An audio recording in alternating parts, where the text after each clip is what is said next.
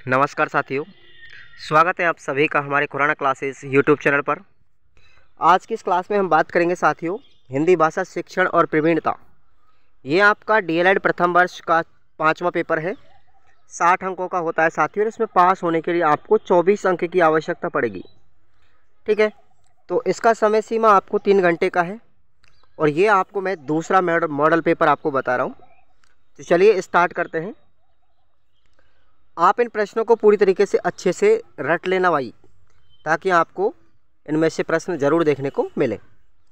पहला क्वेश्चन है आपका वस्तुनिष्ठ प्रश्न है, जिसके 4 क्वेश्चन आपको वस्तुनिष्ठ मिलेंगे। क्वेश्चन देखिए, मालवा अंचल की भाषा कौन सी है?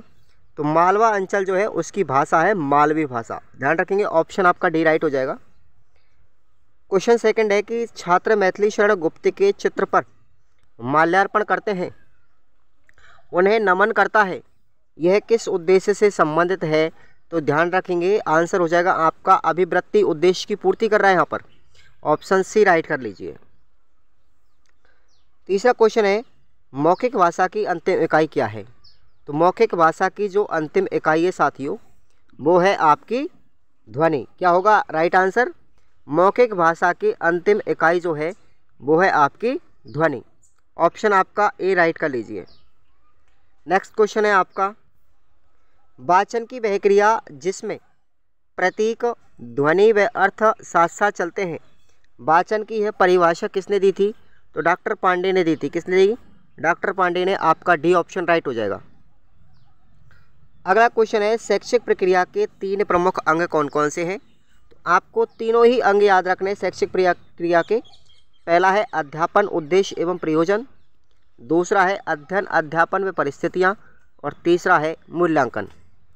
अगला क्वेश्चन है तीसरा, हिंदी भाषा की 5 उपभाषाएं कौन कौन सी हैं, उनके नाम लिखिए।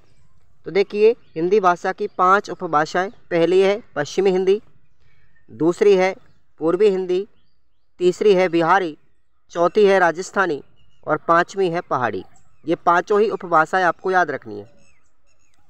अगला क्वेश्चन है नंबर 4, मौखिक भाषा शिक्षण के 2 उद्देश्य कौन कौन से हैं? तो 2 उद्देश्य आपको याद रखने हैं। अपने भावों तथा विचारों को प्रकट करना, ये मौखिक भाषा शिक्षण का उद्देश्य है। स्वभाव रूप से बोलने की योग्यता प्राप्त करना, पूछे गए प्रश्नों का शुद्ध व स्पष्ट उत्तर देने की क्षमता प्राप्त करना। अगला क्वेश्चन है 5वां, प्रदेश के किन किलों को विश्व विरासत सूची में शामिल किया गया है? तो राजस्थान के आपको याद रखने हैं ऐसे 6 किले हैं। ठीक है, राजस्थान के ऐसे 6 दुर्ग हैं जिनको विश्व विरासत सूची में शामिल किया गया है। तो कंबोडिया नगर के नामपे में वर्ल्ड हेरिटेज कमेटी ने राजस्थान के 6 किलों को विश्व धरोहर सूची में शामिल किया है, और उनमें 6 दुर्गों के नाम हैं। पहला है आमेर, आम, चीकू, गाजर। ये ट्रिक है आपकी। तो आम से बन गया आमेर, चीकू चित्तौड़गढ़ और कुंभलगढ़, गाजर तो गा से गागरोन का किला, जैसे जैसलमेर, और रे से रणथंभौर। तो 6 किले आपके हो गए भाई।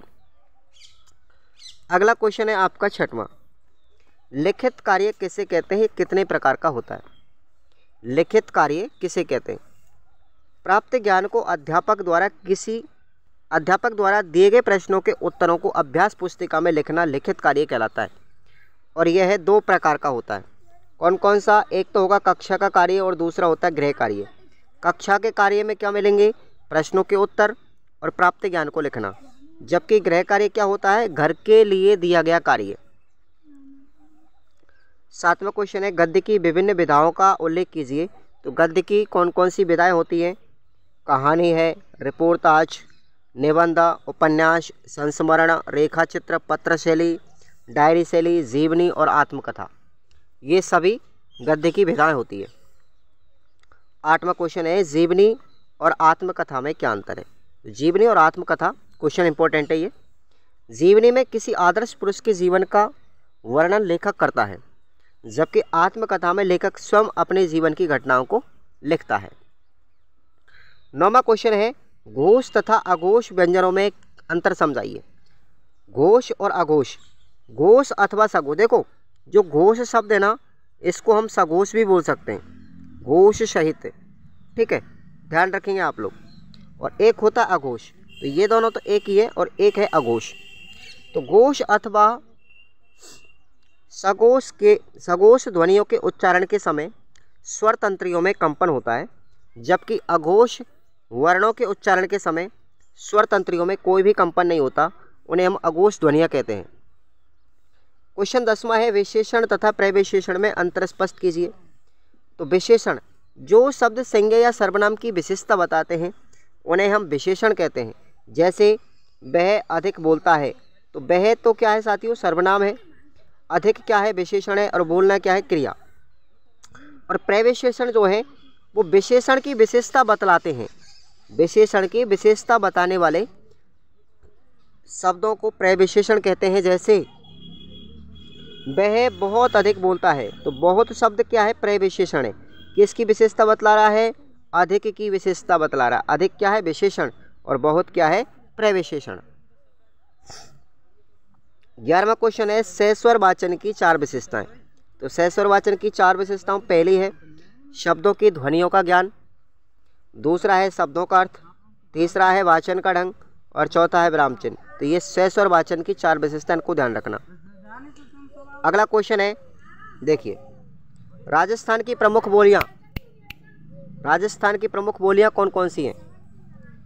देखिए भाई, आपको 5 बोलियों के नाम याद रखने, 5 बोलियों के नाम याद रखने।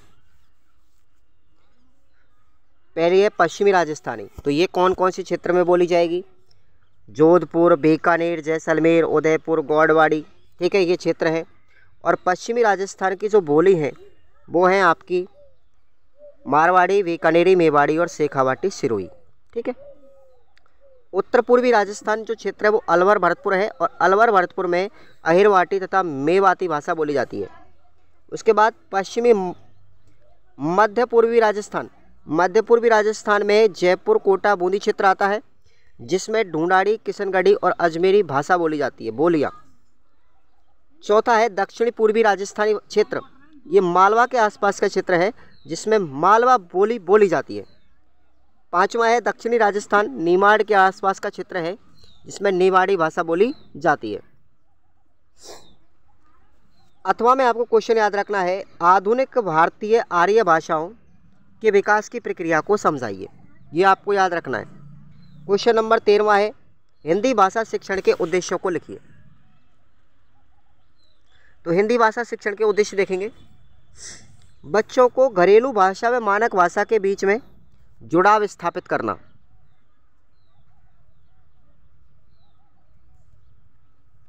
देखिए पहला है बच्चों को घरेलू व मानक भाषा के बीच जुड़ाव स्थापित करना, दूसरा है बच्चों को लिखित मौखिक अभिव्यक्ति के अवसर उपलब्ध करवाना, तीसरा है बच्चों को प्रश्न पूछने और अपनी बात कहने के भरपूर अवसर उपलब्ध करवाना, चौथा है बच्चों के भाषाई पूर्व ज्ञान को तरजीह देते हुए उसके उपयोग के नए संदर्भ व संभावनाएं खोलना, पाँचवा है बच्चों के दैनिक जीवन के अनुभवों द्वारा बनाए गए अनुभवों से परिचित करवाना, छठवां है विभिन्न सांस्कृतिक व वर्गों के बच्चों के अनुभवों से मिलकर परस्पर सीखने के अवसर उपलब्ध करवाना, सातवां है नई विधाओं से परिचित करवाना, और आठवां है बच्चों में सहिष्णुता, कला व सौंदर्य के प्रति अभिरुचि उत्पन्न करना।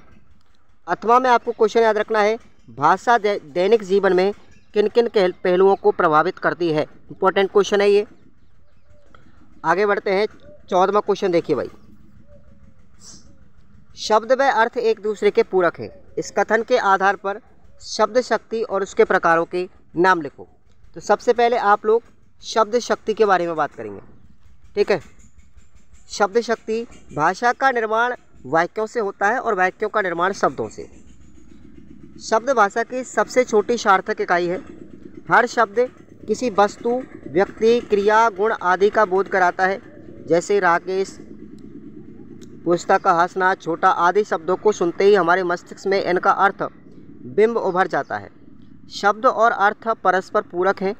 अर्थ के बिना शब्द निरर्थक है, वही बिना शब्द के अर्थ भी संभव नहीं है। हर शब्द के अर्थ को जानने के लिए एक प्रक्रिया होती है जिसे शब्द शक्ति कहा जाता है, और शब्द शक्ति के माध्यम से ही हम शब्द के अर्थ को जान पाते हैं। शक्ति 3 प्रकार की होती है, शब्द शक्ति 3 प्रकार की। पहली है अभिधा, दूसरी है लक्षणा और तीसरी है व्यंजना। अगर आपको इनका विस्तार पढ़ना है तो अपनी सीरीज में से आप पढ़ सकते हो। अब आपको अथवा में क्वेश्चन है, आकलन आवश्यकता पर प्रकाश डालते हुए इसके विभिन्न तरीकों को बताइए। यानी आकलन की आवश्यकता क्यों पड़ी, दूसरी बात आकलन किस तरीके से किया जाएगा, ये प्रश्न है आपका, ये आपको पढ़ना है। 15वां क्वेश्चन है, पठन प्रक्रिया के घटकों का उल्लेख कीजिए। तो पहला घटक है दृष्टि पटल का विस्तार। प्रारंभ में बालक की दृष्टि वर्ण तक ही सीमित रहती है। बालक एक वर्ण से दूसरे वर्ण को देखता हुआ पढ़ता है। धीरे धीरे अभ्यास करते रहने पर बालक की दृष्टि का विस्तार क्षेत्र शब्द तक पहुंच जाता है। दूसरा है बिंब शब्द से अर्थ ग्रहण करने के अनुमान मूलक योग्यता विकसित होती है। तीसरा घटक है तीव्र गति, यानी गति पूर्वक पढ़ना। जब कोई बालक अटक अटक कर पठन करते हैं तो दोषपूर्ण होता है, तो बालक का पठन अर्थ ग्रहण करने वाला होना चाहिए। चौथा है अर्थ ग्रहण की विविध योग्यताओं का अधिकार विकसित होना चाहिए। और 5वां घटक है तत्काल निर्णय की क्षमता। पठन क्रिया में अर्थ ग्रहण तत्काल होना चाहिए, उसमें दुविधा की स्थिति बिल्कुल नहीं होनी चाहिए। अथवा में आपका क्वेश्चन है, शब्द पठन और वाक्य पठन विधि को उदाहरण सहित समझाइए। इंपॉर्टेंट है क्वेश्चन, ध्यान रखना। 16वां क्वेश्चन है, मानकीकरण से क्या आशय है। मानकीकरण से क्या आशय, इसकी प्रक्रिया का उल्लेख कीजिए। तो सबसे पहले तो मानकीकरण देखो। केंद्रीय हिंदी निदेशालय के अनुसार मानक का अभिप्राय है किसी वस्तु की गुणवत्ता की वह स्थिति जिसके आधार पर वह वस्तु आदर्श रूप में स्वीकृत या स्थिर हो। मानक होने का यही भाव मानकता कहलाता है। यदि किसी वस्तु के मनमाने ढंग से प्रयोग की प्रवृत्ति को रोक करके या नियंत्रित कर अनुकरण योग्य स्थिति में लाने के लिए उसके विविध रूपों में आवश्यकता अनुसार परिवर्तन कर समान अभिलक्षणों से युक्त करना मानकीकरण कहलाएगा। मानकीकरण की प्रक्रिया को देखिए आप। किसी भाषा का सहज रूप से मानक भाषा में बनने की ओर बढ़ना उसके उद्भव के बाद से ही प्रारंभ हो जाता है। भाषा जब सहज द्वारा व्यवहृत होती है और बच्चा उसके अनुकरण में गलती करता है, अर्थात ध्वनि शब्द वाक्य किसी भी स्तर पर मान्यता प्राप्त प्रयोगों से अलग प्रयोग करता है, तो बुजुर्ग और अनुभवी लोग उसे टोक देते हैं और उसके सही रूप पर बल देते हैं। इस प्रकार भाषा में एक रूपता बनाए रखने के मकसद से मानकीकरण की प्रक्रिया आरंभ से ही शुरू हो जाती है, जो लगातार चलती रहती है। मानकीकृत भाषाओं का इतिहास व्यक्तियों एवं संस्थाओं के इतिहास से जुड़ा है। अलग अलग भाषाओं में मानकीकरण अलग अलग ढंग से होता है। जैसे हिंदी, इसमें मानकीकरण जिस तरह से होगा उसी तरह तिब्बती भाषा में नहीं होगा। इस प्रकार विविध भाषाओं में किसी एक भाषा की मानकीकृत रूप देने के आधार पर होता है, जिसमें सामाजिक महत्व, सांस्कृतिक आकांक्षाएं, आर्थिक लाभ, राजनीतिक संरक्षण आदि शामिल होते हैं। भाषा के मानकीकरण के लिए एक समूह या कोई संस्थान होता है जो निर्धारित उद्देश्यों की पूर्ति के लिए भाषा का मानकीकरण करता है। अब आपको अथवा में क्वेश्चन याद रखना है, स्वतंत्रता से पहले और स्वतंत्रता के बाद में हिंदी भाषा के मानकीकरण की क्या क्या प्रयास किए गए, विवरण लिखो। ये क्वेश्चन इंपॉर्टेंट है। अब देखते हैं 17वां क्वेश्चन।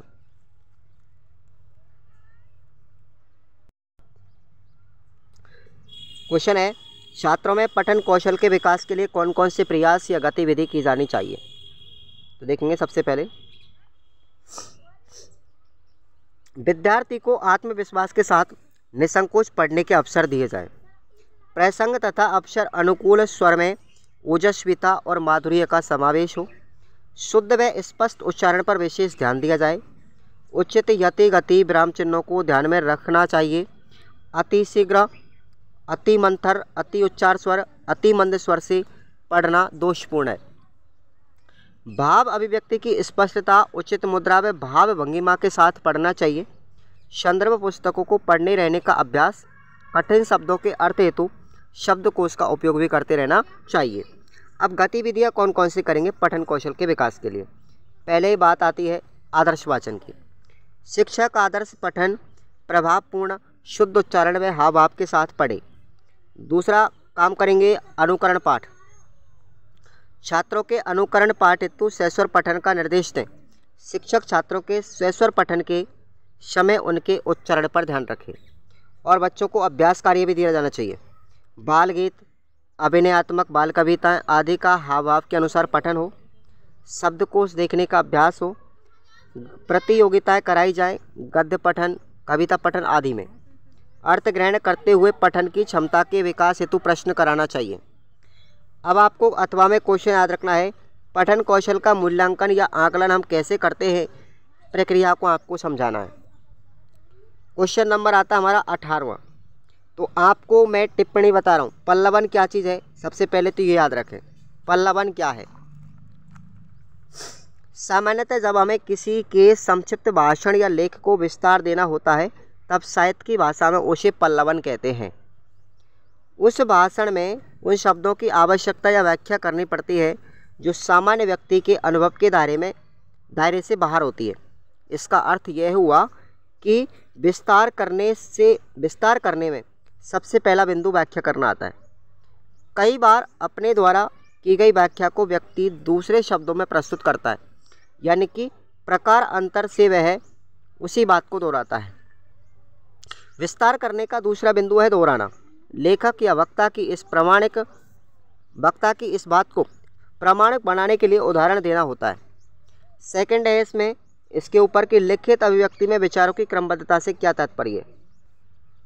लिखित अभिव्यक्ति में विचारों की अभिव्यक्ति क्रमबद्धता का होना आवश्यक है, क्योंकि क्रमबद्धता के अभाव में विषय को समझने में कठिनाई आती है और कभी कभी अर्थ का अनर्थ भी हो जाता है। लिखित अभिव्यक्ति में विचारों की क्रमबद्धता का ध्यान रखने के लिए हमें निम्न उपायों पर गौर करना चाहिए। कौन कौन से विचार देखिए। क्रमबद्धता पर ध्यान दिलाने के लिए कोई कहानी सुनाकर उसकी घटनाओं को क्रम में पूछा जा सकता है। प्रातः स्कूल जाने के लिए कौन कौन से कार्य किए जाए, इनको भी क्रमानुसार याद करवाना है। किसी समारोह की घटना को क्रमबद्ध तरीके से सुनने और लिखने के लिए कहा जा सकता है। विद्यार्थियों से अपनी दिनचर्या लिखने को कहा जाना चाहिए। तो ये क्रमबद्धता के उदाहरण हैं। अब आपको अथवा में क्वेश्चन याद रखना है। नाट्य शैली की परिभाषा क्या है, ये भी आपको समझानी है। और अच्छे समाचार पत्र की क्या क्या विशेषताएं होती हैं, ये दोनों क्वेश्चन आपको अपनी सीरीज में से पढ़ने इंपॉर्टेंट है। और हमारा लास्ट क्वेश्चन है, बाल साहित्य से क्या तात्पर्य है। परिभाषा देकर के हिंदी में बाल साहित्य का परिचय दीजिए। तो बाल साहित्य का अर्थ व परिभाषा। गद्य पद्य की सरल व छोटे छोटे वाक्यों की बेरचनाएं जो बालकों के लिए उपयोगी होती है, बाल साहित्य माना जाता है। बाल साहित्य में लेखक बालक जैसा अनुभव करता हुआ रोचक आकर्षक रचनाएं रचता है। इसमें कठिन शब्दावली, व्यंजन गुच्छ, लंबे वाक्य और विस्तृत आकार की रचनाएं ऐसे नहीं होते, छोटी छोटी कविताएं होती हैं। अब बाल साहित्य का परिचय।